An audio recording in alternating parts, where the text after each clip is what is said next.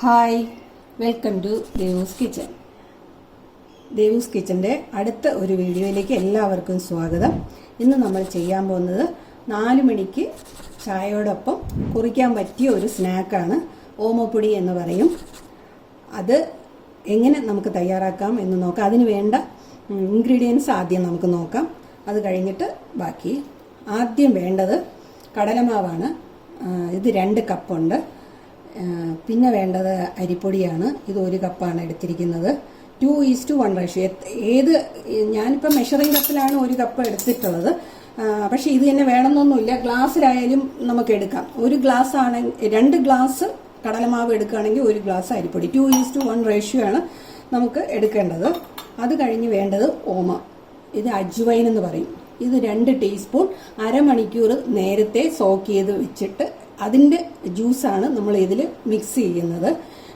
ഞാനിത് തിളപ്പിച്ച് നേരിട്ടും ചെയ്യാം. ഞാൻ പക്ഷേ ഇത് തിളപ്പിച്ച് ഒരു 2 മിനിറ്റ് തിളപ്പിച്ച് അതിനെ അരിച്ചെടുത്തിരിക്കുന്നതാണ് ഈ വെള്ളം. അല്ല, അരമണിക്കൂർ സോക്ക് ചെയ്തിട്ട് അരിച്ചെടുത്ത ആ ഡയറക്റ്റ് വെള്ളവും നമുക്ക് ഇതിലോട്ട് ചേർക്കാൻ പറ്റുന്നതാണ്. പിന്നെ വേണ്ടത് ബട്ടറാണ്. ഇത് കുഴയ്ക്കുമ്പോൾ മിക്സ് ചെയ്യാൻ വേണ്ടിയിട്ടാണ്. അതൊന്ന് ചൂടാക്കിയിട്ട് ചൂടോടുകൂടി ഇതിൽ മിക്സ് ചെയ്യണം. അപ്പോഴേ മാവ് നല്ല സോഫ്റ്റായിട്ട് വരുള്ളൂ. പിന്നെ വേണ്ടത് കായം. ഒരു 1/4 ടീസ്പൂൺ കായം വേണം. ഒരു 1/4 ടീസ്പൂൺ കഷ്ടിച്ച് മഞ്ഞപ്പൊടി എടുക്കും. അതൊരു കളറിന് വേണ്ടിയിട്ടാണ്. പിന്നെ വേണ്ടത് ഉപ്പാണ്. പിന്നെ വെളിച്ചെണ്ണ. വറുക്കാൻ ഞാൻ വെളിച്ചെണ്ണയാണ് ഉപയോഗിക്കുന്നത്. നിങ്ങൾക്ക് ഏത് ഓയിൽ വേണമെങ്കിലും നിങ്ങൾക്ക് ഉപയോഗിക്കാം. സൺഫ്ലവർ വേണമെങ്കിൽ അത് ഉപയോഗിക്കാം. ഞാൻ പക്ഷേ വെളിച്ചെണ്ണയാണ് ഉപയോഗിക്കുന്നത്. ഇത് ഇടിയപ്പത്തിൻ്റെ അച്ചാണ് ഇതിന് വേണ്ടത്. ഈ അച്ചാണ് നമുക്ക് വേണ്ടത് ഇത് കുട്ടിച്ചെടുക്കാൻ വേണ്ടിയിട്ട്. ആദ്യം നമുക്ക് ഇത് കുഴയ്ക്കാനുള്ള പ്രോസസ്സ് എന്താണെന്ന് നമുക്ക് നോക്കാം. നമുക്കിത് മിക്സ് ചെയ്യുന്ന എങ്ങനെയാണെന്ന് നോക്കാം. ആദ്യം ഈ കടലമാവ് നമുക്ക് വേറൊരു വലിയ ബൗളിലേക്ക് മാറ്റാം. അരിപ്പൊടി ചേർത്ത് കൊടുക്കാം.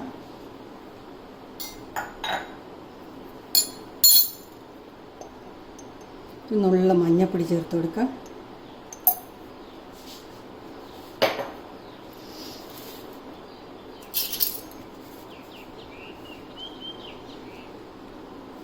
കാൽ ടീസ്പൂൺ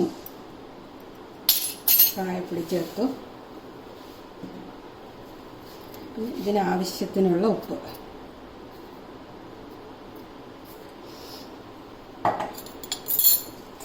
ആദ്യം ഇത് നല്ലപോലെ എല്ലാം ഒന്ന് മിക്സ് ചെയ്യുക.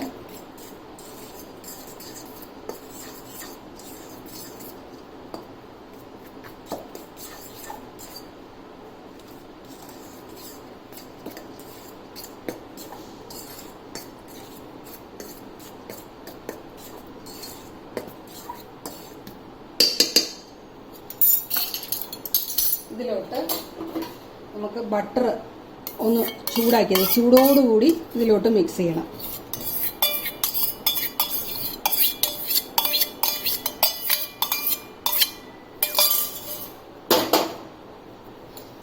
എന്നിട്ട് അത് നന്നായിട്ട് യോജിപ്പിക്കുക.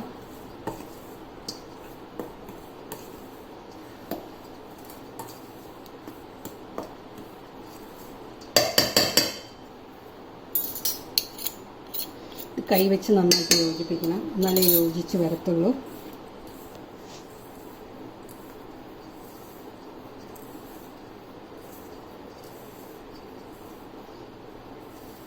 ഓയിലും നമുക്ക് ബട്ടർ വേണ്ട എന്നുണ്ടെങ്കിലും നമുക്ക് ഓയിൽ ചേർക്കാം. അതും 2 ടേബിൾ സ്പൂൺ ചൂട് ഓയിൽ തന്നെ നമുക്ക് ഇതിലോട്ട് ചേർത്ത് കൊടുക്കണം. ഈ മാവ് നല്ല സോഫ്റ്റ് ആവാൻ വേണ്ടിയിട്ടാണ് അത് ചെയ്യുന്നത്.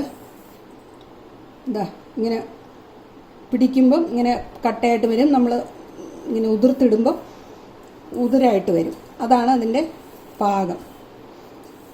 എണ്ണയായാലും ബട്ടറായാലും ഈ മാവുമായിട്ട് യോജിച്ച് വരുന്നതിൻ്റെ ഒരു ടെക്സ്ചർ എന്ന് പറയുന്നത് അതാണ്. ഇങ്ങനെ പിടിക്കണം, ഉതിർത്തിട്ട ഉതിരണം. അപ്പോൾ നല്ല സോഫ്റ്റായിട്ട് മാവ് വരും. ഇതിലേക്ക് നമുക്ക് ഓമത്തിൻ്റെ വെള്ളം തിളപ്പിക്കുകയാണെങ്കിൽ ആറിയതിന് ശേഷം മാത്രമേ ഇതിലേക്ക് ഒഴിക്കാവൂ. അല്ലാന്നുണ്ടെങ്കിൽ സോക്ക് ചെയ്തിട്ട് അരിച്ചെടുക്കുകയാണെങ്കിൽ ഡയറക്റ്റായിട്ട് നമുക്ക് ആദ്യം ഈ വെള്ളം കുറച്ച് ഒഴിച്ചു കൊടുത്ത് നമുക്ക് കുഴച്ചെടുക്കാം. ഒരു 1/2 കപ്പ് വെള്ളത്തിലാണ് ഞാൻ സോക്ക് ചെയ്ത് വെച്ചിട്ട് ഒന്ന് തിളപ്പിച്ചെടുത്തത്.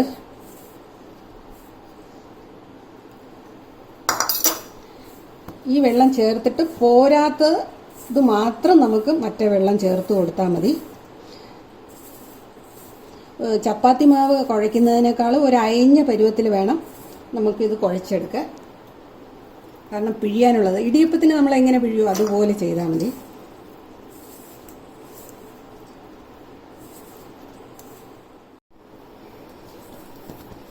ഇതാ കുഴച്ചെടുത്തിട്ടുണ്ട്. ഇതാണ് പാകം. ഈ പാകത്തിന് നമുക്ക് കുഴച്ചെടുക്കണം.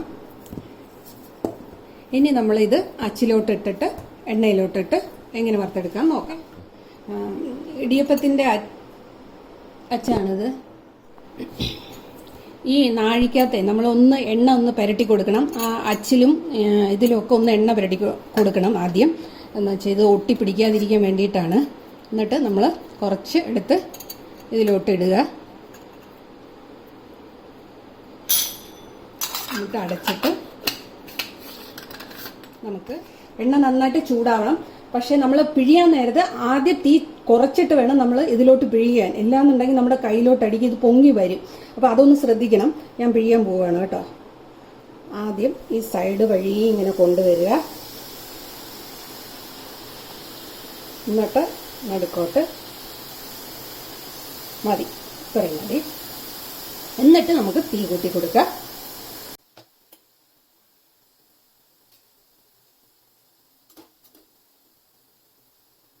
ഇതിൻ്റെ ആ ബബിൾസൊക്കെ ഒന്ന് അടങ്ങുമ്പോൾ നമുക്ക് തിരിച്ചിട്ട് കൊടുക്കാം.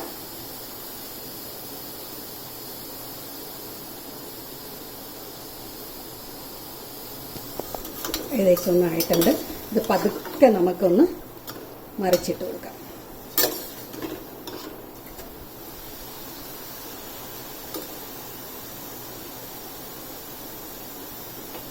തീ ചെറുതാക്കി കൊടുക്കുക. ഒരുപാട് ഇത് മൂക്കണ്ട, കളർ മാറരുത്. ഇത് യെല്ലോ കളറിൽ തന്നെ വരണം.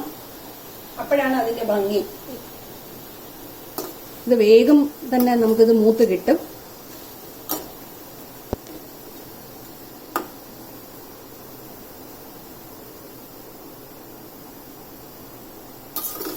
ബബിൾസ് എല്ലാം അടങ്ങിയിട്ടുണ്ട്, കണ്ടോ? ഇത് യെല്ലോ കളറായിട്ട് തന്നെ ഉണ്ട്. ബ്രൗൺ ആവരുത്, ചുമക്കരുത്, ഒന്നും ചെയ്യരുത്. ഇത് നമുക്ക് മാറ്റാം. എന്നിട്ട് നമുക്ക് വീണ്ടും അടുത്ത പിഴിയാം. വീണ്ടും ഒന്ന് തീ കൂട്ടി കൊടുക്കുക. തീ നന്നായിട്ട് ചൂടാവണം.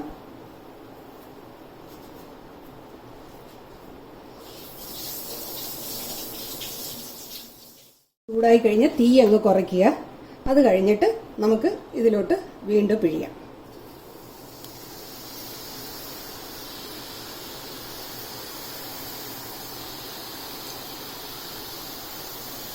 കയ്യിലോട്ട് ചൂടടിക്കാതെ ശ്രദ്ധിക്കണേ.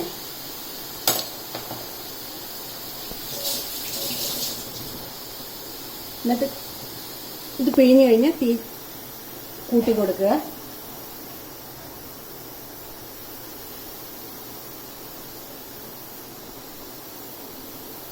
ഈ ബബിൾസൊക്കെ നമ്മൾ അടങ്ങുമ്പോഴാണ് എടുത്ത് പതുക്കെ ഒന്ന് തിരിച്ചിടണം. പൊട്ടിപ്പോകാതെ നമുക്ക് തിരിച്ചിടാം.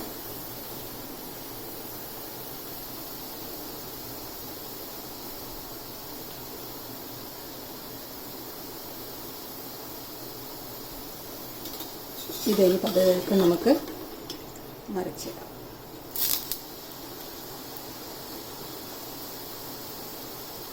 തീ ചെറുതാക്കി കൊടുക്കുക.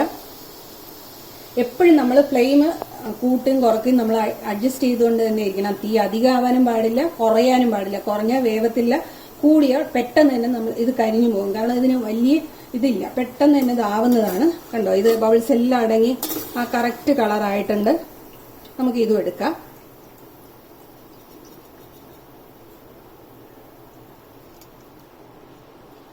ഒരു ടിഷ്യൂ പേപ്പർ നമ്മൾ ഇട്ടിട്ട് അതിലോട്ട് ഇത് കോരി മാറ്റുക.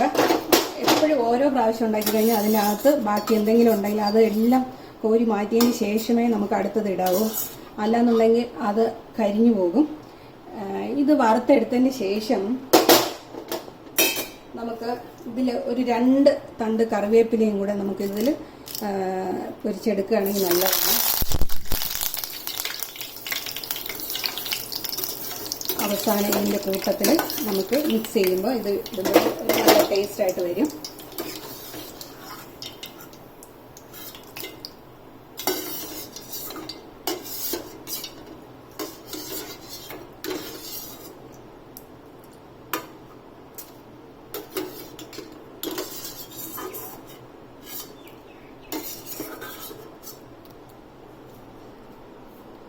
ബാക്കിയുള്ളതും കൂടെ നമുക്കിതുപോലെ പിഴിഞ്ഞ് വറുത്തെടുക്കാം. അങ്ങനെ നമ്മുടെ ഓമപ്പൊടി റെഡി ആയിട്ടുണ്ട്. വളരെ ഭംഗിയായിട്ട്, കാണാൻ തന്നെ എന്ത് നല്ല ലുക്കാണ്. എല്ലാവരും ഒന്ന് ട്രൈ ചെയ്ത് നോക്കണം. വളരെ ടേസ്റ്റാണ്. 4 മണിക്ക് കുറിക്കും കുട്ടികൾക്കും വലിയവർക്കും ഒക്കെ ഇത് ഭയങ്കരമായിട്ട് ഇഷ്ടപ്പെടുന്ന ഒരു സ്നാക്കാണ്. പണ്ട് തൊട്ടേ ഉള്ളതാണ്. എല്ലാവരും ട്രൈ ചെയ്ത് നോക്കുക. അഭിപ്രായങ്ങൾ കമൻസിലൂടെ അറിയിക്കുക. അടുത്ത വീഡിയോയിൽ അടുത്ത റെസിപ്പിയുമായി കാണും വരെ നന്ദി, നമസ്കാരം.